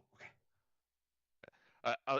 As he's doing that, I'll try and grab a few crucial, a few food items and stuff, like make sure that I stuff it in there. Just stuff them in the bag. If he's got his Yeah. bag, like, stuff it into the bag. Yeah, so he's got a few more things that he can look after himself with. Okay.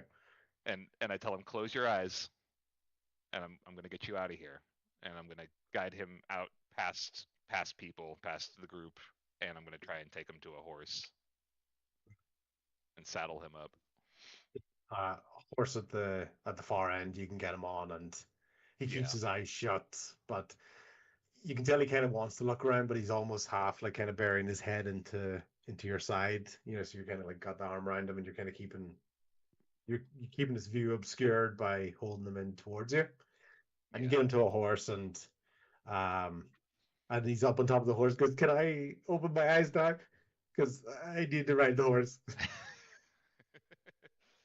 Yeah, I'll point the horse towards the road, and I'll tell him, keep your eyes in front of you.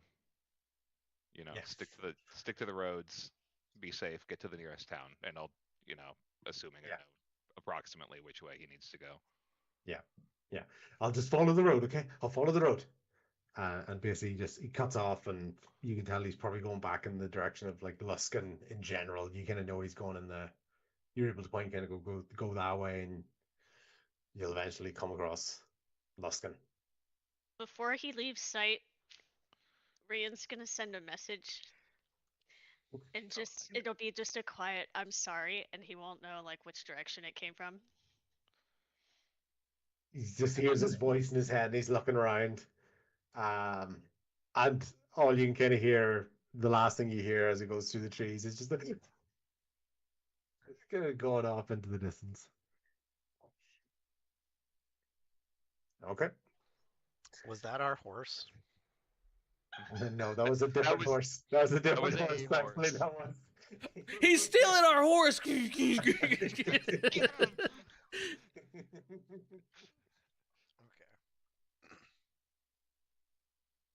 not here to protect you now. While we're out here, can I find Puddles' wagon, if you will, or his trailer? Yeah. If he Yeah. shares So, one. the thing is, so when you go to Puddle's one, there's a very small like box car, sort of carriage at the Mhm. back that you can tell is his, because it's got like, party, balloon animals and colorful decorations and stuff around it. Yeah, very clown derivative. Yeah. Can I see can I do I guess, would it be a perception check inside there, or would it be No, perception's trying to figure something. investigation? Yeah. Yeah. So first thing happens when you open up the kind of thing, it somehow looks massive inside. So the clown wagon looks somehow, it's deceptively big on the inside. Yeah. It's not like magical big. It's just somehow like, wow, you could fit. It seems like you could fit quite a few people in here quite comfortably. Yeah. How is it decorated? Really colorful, almost garish. Yeah. Yeah. Like obnoxious? Yeah. Well, not like offensive. Just your eyes bleeding. Yeah. Mhm. How far? How far can I walk? I'm gonna try to walk in as deep as I can. Like, Yeah, it looks yeah, big. Is it actually bigger on the inside than it is? Some of it's very clever painted on the wall to give a little bit of extra like depth mirrors. perception to it. Yeah, the things out there. But you still get like 20 feet or so of a distance. It's in there. So yeah, there's good space in there. All right. I'm gonna look around. Is there any chests or anything like that? Like No, any of it? no, like sort of personal belongings. No, there's. Eh. What you do though find is there's like two sets of bunk beds in there. 2 sets of bunk beds? Yeah. That's weird. Why does he have 2 sets of bunk beds? It seems like, all right. I'm gonna go out to the door, or actually, I'm gonna open up. What is there a window? Maybe facing the direction of the other guy. I'm gonna go out. Yep. Yeah. Closest door window. If you want to, you can just kind of like open up one of the ones and shout out. Guys, this Puddles is his carriage is way nicer than it looks on the inside. We might have to redecorate, but inside this, there's room for everyone, and then some. It's over to the bow, and as far as they're concerned, when they're looking at it, looks like a garden shed. Like, there's where he went in, and the door, just from your perspective looking at it, it looks like it's about the size of a garden shed. What do you guys think? I mean, I guess could either one of them fit our pal Tuggles and Porter here? Oh, it's like a whole new world in here. Rain's gonna push you aside and stagger up the stairs and fall into the first bed she can reach. Which place? You pushing past like Oh. into the family wagon or into the Puddles wagon? The bigger one. Like that Bigger from visually who's look- bigger from whose perspective though? Yeah. That's what he said. Whichever one you said had 4 different beds. One is a show and one's like an internal grower of a wagon, you know. But the one that Bo was at is the one that has the multiple bunk beds. You don't know about that yet because Bo has just said, "Hey, this place looks bigger than it looks." Yeah, she just hears that and just makes the decision. I need Yeah. to lay down. Okay. Cool. Yeah. So, have you called any of the bunks yet, or is Rian just going to get first dibs on the bunk? I always get top bunk. Mm-hmm. Mm-hmm. I thought that was Rian, established, did you listen, or did you even have time to hear him? You just went. Rian also doesn't have the strength right now, really, at half of my hit points to climb, so I just fall into the first bottom bunk I reach. Okay. Cool. Okay. Claude and Tommy are at the former family wagon. Let's say Kit's old place. Burdock and Rian are in Puddle's wagon. So, Tuggles and Ortel, any preferences? I don't care. I just want to go to bed.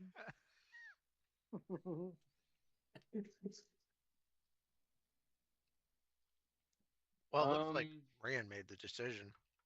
I'm gonna go towards the littler one and just peek inside and just kind of look. You know, You're just be you're like, you're gonna be pleasantly surprised. Like you were thinking like almost walking. What? How the hell am I gonna fit into this thing? this guy's got to be kidding me. Yeah. Oh shit. Oh. Yeah.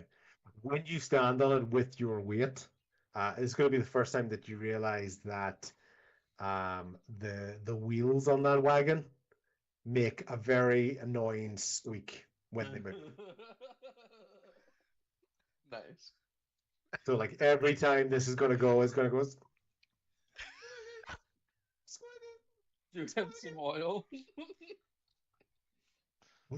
More like Mm-hmm. more like if you were trying to like squeeze a balloon. Mm-hmm. You know that Or like, sort of like thing. little rubber gavel squeak. Oh, Yeah, no. yeah, that's exactly it. Yeah.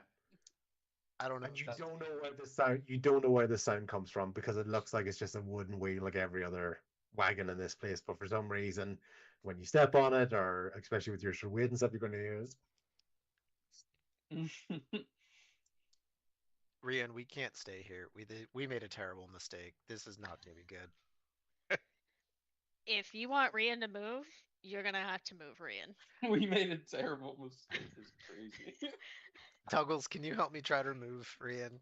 Rian, we're gonna carry you to the Well, other we're one. about to lose 2 party members. Yeah, I could try to. In the arms of the Why did- angels. Why does everything bad happen when we try to go to sleep? All right, yeah. Tuggles, if you try to lean down and lift up Rian, the duvet cover that she's lying on is really, really comfortable. Like Oh it's, my it, goodness. it almost feels like it's the perfect temperature. If there was such a thing of known as like fantasy version of hypoallergenic, you know, it's like it's really quite clean in there. It's a really it's really well maintained thing. I'm like The pulling hardest the decision the duvet party ever over made was. Tuggle, I really don't think it's a good idea to stay here. I'll pick her up. Okay. Are we gonna Is this gonna be an carrier animal together? handling? Do we have to roll initiative? Maybe. only depends if Rian chooses to react. The DM doesn't decide that. As long as I can pull the duvet with me. Okay. Nice. Yeah. You get So Compromise. Tuggles picks up this little burrito of Rian Swallowed. wrapped up in the duvet. And even as he's like making his way towards the thing, he's looking around. He goes, "It's actually pretty spacious. It's quite nice. You know, it wouldn't be my choice of decor." And even as your footsteps thing, you just hear, I mean, it's not that bad. I could get used to it. I'm sure we'll drown it out eventually after the first week or so. I think we're trying to, but aren't we trying to lay low here? Oh I yeah, don't think yeah. Squeak, At This is least for the temporary. moment. squeak. We probably won't have these for long, but we can take the one that doesn't make noise all the way to the destination.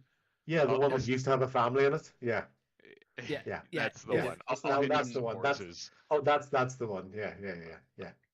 I'll hitch up the horses. I'm Yeah. familiar with this. If Tommy sees Tuggles bringing Rain over, he'll definitely take the family portrait off the wall and like frisbee toss it out the door. It's just like just to get that visual out of there. Yeah, cool. Yeah. Okay, cool. So this place has one double bed and one small single bed and a few sort of basic kitchen agreements. But when you get to the wagon, is this the Puddles was the first wagon you'd went into? Yeah. Okay. When you get to this one, you are definitely disappointed about the lack of space in this one. Yeah. It looked like a good size. It looked like a good size from the outside.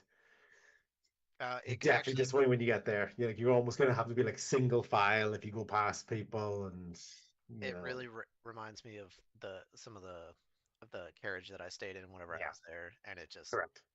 it has this vibe to it that is not comforting at all. Yeah. But it doesn't squeak. Someone who's kind of used to the caravans, like you're also the one that's probably the most immediately acclimatized to it. Claude would have a decent experience with caravans, obviously with the merchant trade, because quite often they're almost like the fantasy version of long stop trip drivers. So you kind of know what that's like, but it's maybe not something you've experienced a huge amount on your own. Ruben, I'm not quite sure of your experience. Tommy, of your experience, or for Tell, Tuggles is obviously more used to the outside than anything anyway. So, okay, cool. So wagons are sorry. Sorry. For the record, this family size one can fit all of us, or is this a situation where some of us are walking while some people are riding in? Okay. Yeah. And here's a follow-up question. I assume like Porter and I would have to take alternating shifts. We couldn't both sleep at the same time. Yeah. And will the horse be able to pull it with me or him in there? Because I don't mind strapping in and helping the horse if he wants to take a nap. If the horse wants to take a nap, or Strap it in. No, if Porter wants, I love the horse too, I guess.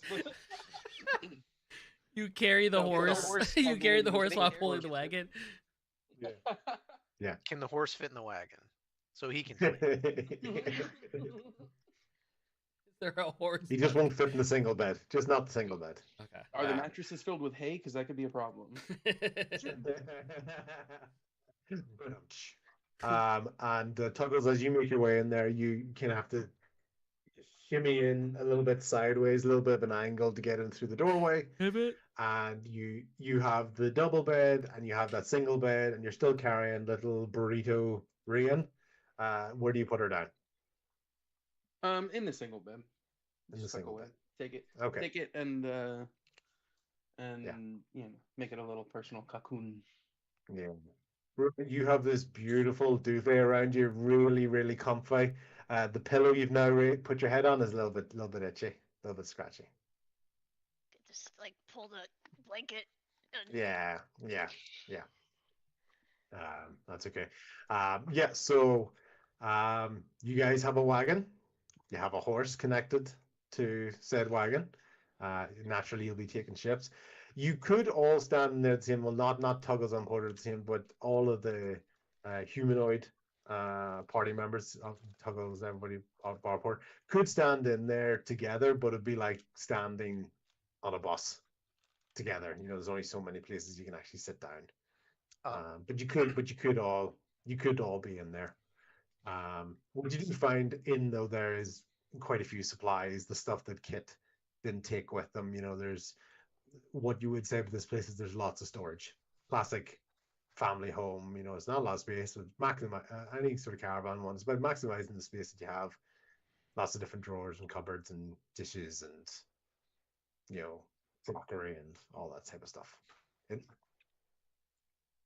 Bo feels surprisingly well considering the chaos and that we went through. He's gonna volunteer to walk for now to lighten the load, if you will, and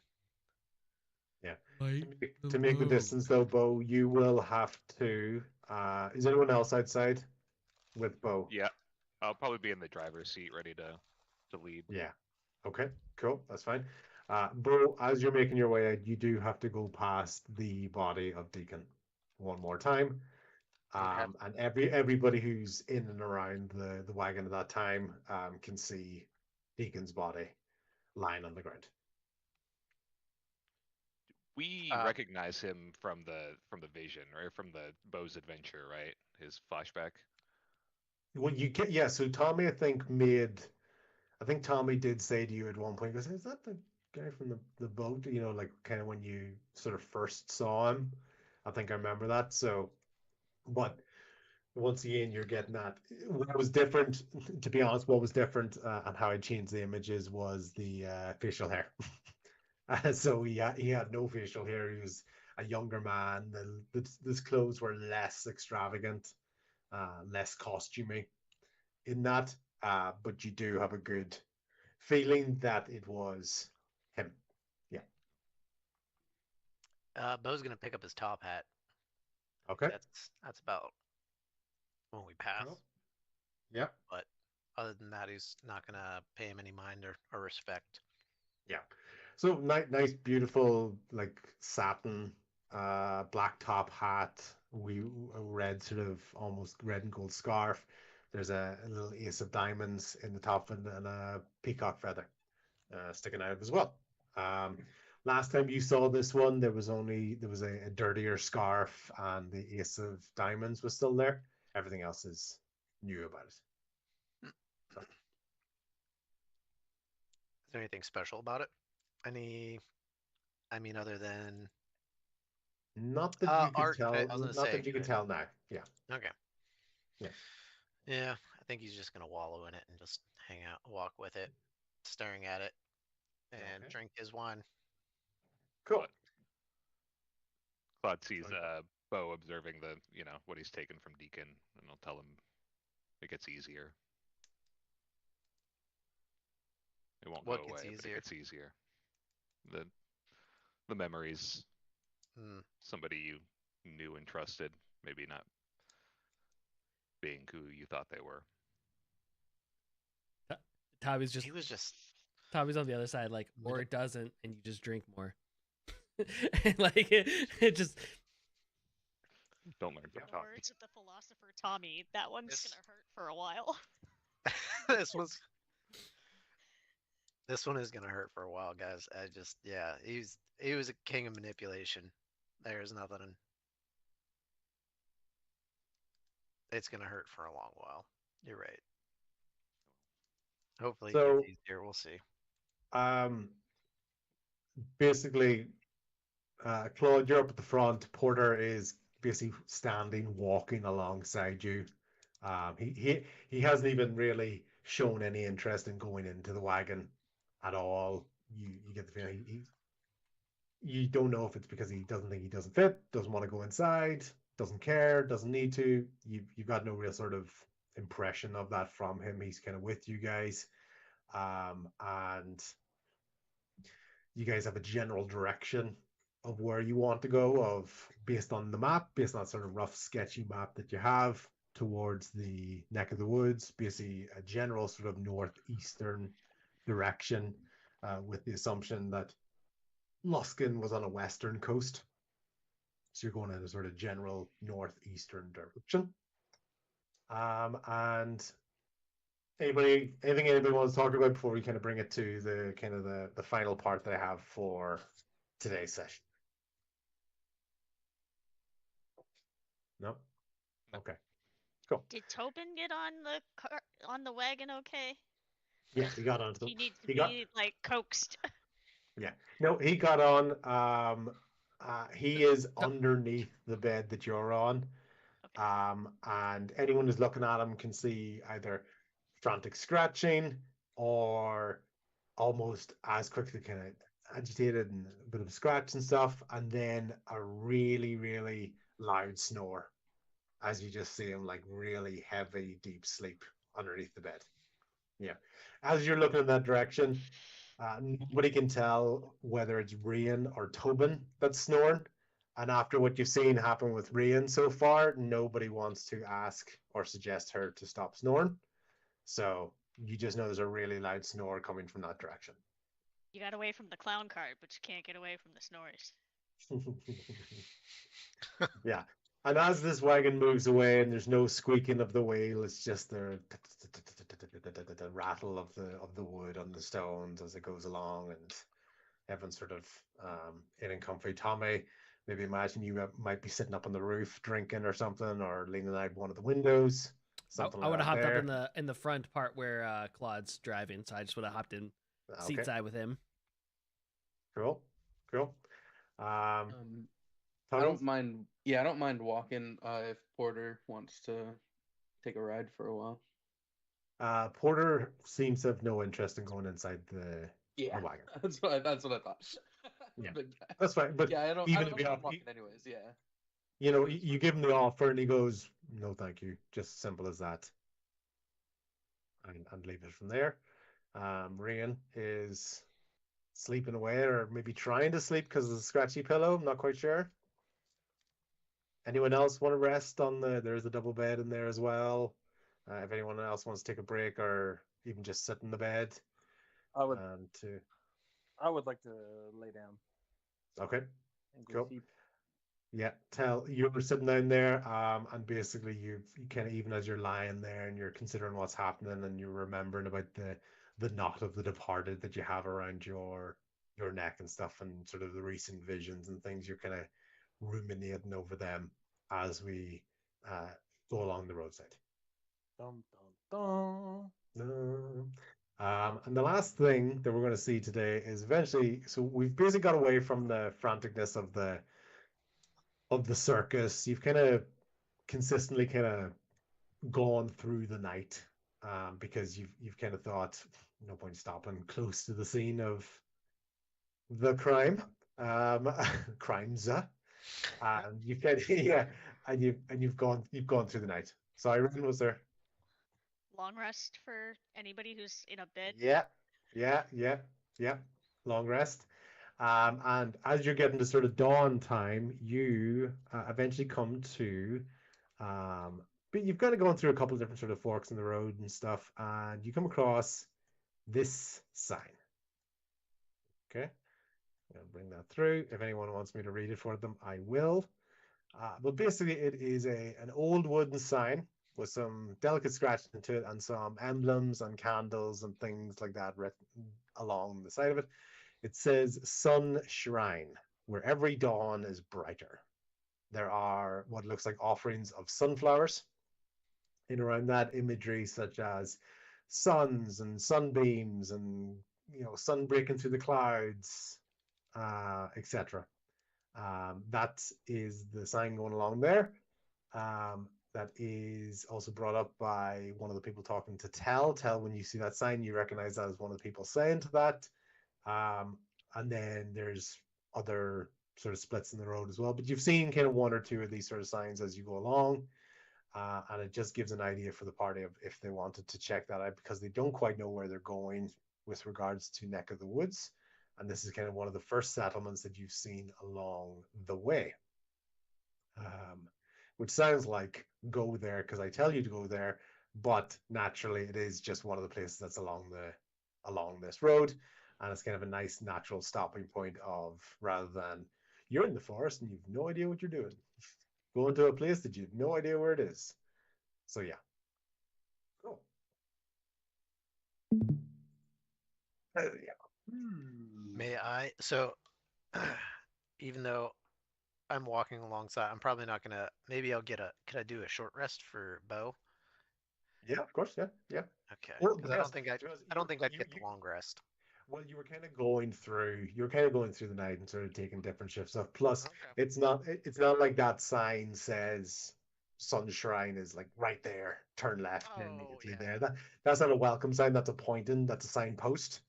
Yeah. So even if you were going to go there, or we can talk about it as a sort of party outside of it, even if you were going to go there, you probably would still have time to do long rests and stuff if you're taking shifts. So yeah. If you're gonna Just- force it on me. Yeah. I don't want to do a long rest. Would have been You will, exhausted. you will find the next place in 7.5 hours, not the 8 hours required for a long rest. So, hard luck. Yeah. Except for Rian. Rian's having really heavy things back there. She got Yeah. out a half hour. Yeah. full Yeah. 6-hour Yeah. She power. got the extra half hour needed. Okay. Cool. And that's today. Okay. Yeah. Whew. Wow, guys, I think we're criminals. You know what? For this whole time we're on Arc 2 episode like 15 or something of this one. I think there was like 18. So like 30, 33, 35 episodes in, you've never really been murder hobos. And you're like, you know what? It's a whole bunch of justified homicide. So, yeah. It's Are you perspective. chosen? Traded Batman. And Scott Lynch. I wasn't expecting that child. That's what happens when you Let rage Really? take over.